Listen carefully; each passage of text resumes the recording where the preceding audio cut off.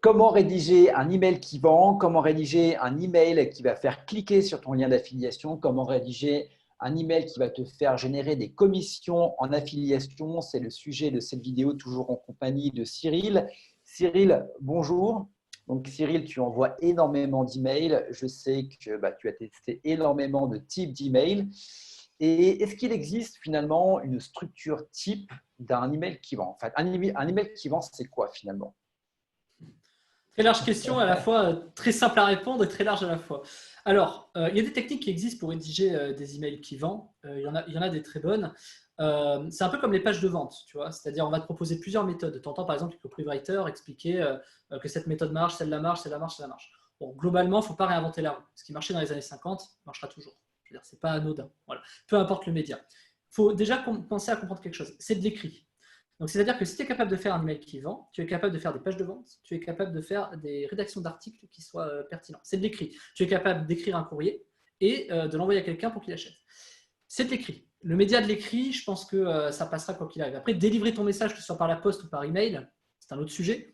Mais Ouais. rédiger un email qui vend, c'est très simple. Il y a des méthodes qui existent chez les marketeurs, sur des livres. Tu trouves ça sur des livres, mais il n'y a pas que ça. En fait, le fait est que sur le web, les gens, on a quand même évolué dans notre manière de consommer.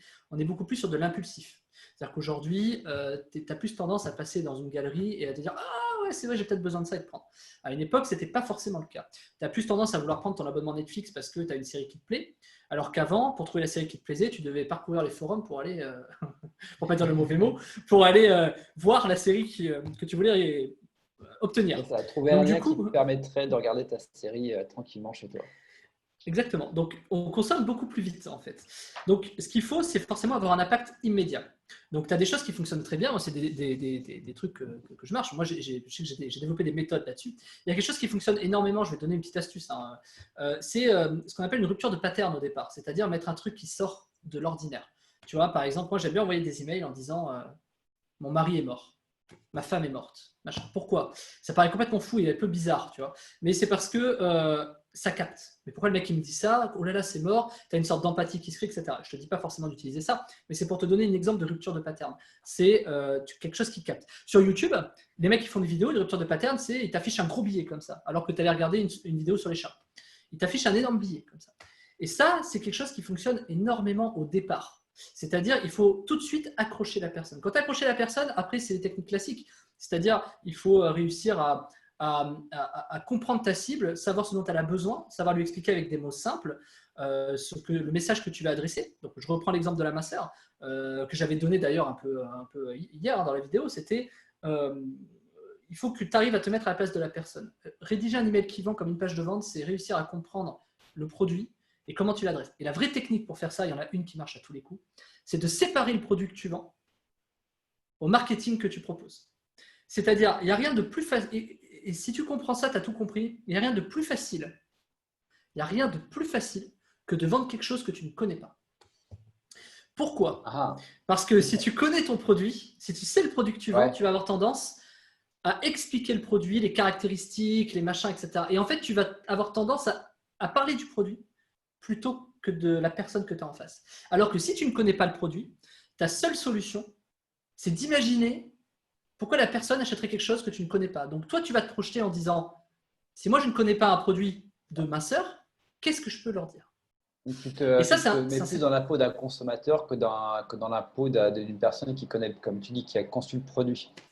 exactement. Et tu constateras, enfin tout le monde constatera que les meilleurs vendeurs, ce ne sont pas ceux qui parlent des produits. C'est pas anodin. Les meilleurs vendeurs, ce sont ceux qui parlent de tout sauf du produit. Donc en fait, c'est très très dur à imaginer comme ça en parlant, tu vois, un peu blabla. Mais quand tu te mets à la place du consommateur, tu connais ses problèmes, tu sais par quoi il est passé, tu sais ce qu'il a envie, tu sais ce qu'il a essayé et qu'il n'a pas réussi à faire, tu sais ce qui le ronge à aujourd'hui. Parce que s'il en est là, c'est que malgré tout ce qu'il a essayé, Ouais. il n'a pas réussi à trouver. Quand, tu vois, et là, je te donne une sorte de technique, mais il y en a des dizaines. Ce n'est pas forcément la meilleure d'ailleurs, mais c'est une sorte de technique qui te permet de te mettre à la place des consommateurs. Et par exemple, moi, je sais pas, j'aime bien prendre des trucs sur lesquels j'y connais rien. Si je me vends de la métallurgie industrielle, je suis capable de le faire parce que je ne connais rien en fait. Je vais peut-être même réussir à vendre mieux un truc que je ne connais pas. Tu vois. D'ailleurs, c'est le cas. J'arrive à vendre mieux quelque chose que je connais. J'ai moins de certitude, je ne sais pas du tout. Hein. Et en fait, des fois, le fait de ne pas avoir de certitude, tu tombes sur des arguments que tu n'aurais jamais imaginé si tu avais connu le produit. Et ces arguments, c'est ceux qui vont te faire bouche. Ça, c'est un exercice. C'est un exercice. Donc, ce n'est pas une vraie solution, mais c'est un exercice qui permet de bien rédiger tes emails, qui va te permettre en tout cas de percuter. Ouais. Et j'arrête une idée reçue. Dans un email, tu n'es pas obligé de mettre des images et tu n'es pas obligé de faire un truc en 3 phrases. Un email peut être très long sans images. Les gens vont le lire. Et je vais même te dire pire. Alors, à part si tu es rémunéré au clic, il vaut mieux avoir des emails longs parce que ceux qui arrivent au bout et qui cliquent, c'est forcément des mecs qui sont convaincus et qui vont aller acheter. Alors, gros problème au niveau d'Internet, gros problème également au niveau de l'enregistrement. Voilà, je n'ai pas pu avoir la fin de cette vidéo, j'en suis vraiment désolé. Donc, ce que je vous invite à faire, c'est de éventuellement regarder cette vidéo avec l'ensemble des tips qui ont été partagés et également de profiter de la promotion ainsi que des bonus sur la formation 30 000 emails par jour de Cédric. Vous avez le lien qui est quelque part autour de la vidéo. Voilà, je vous laisse cliquer et en attendant, on se retrouve dès demain pour une prochaine vidéo. Encore désolé, à demain, ciao, bye bye.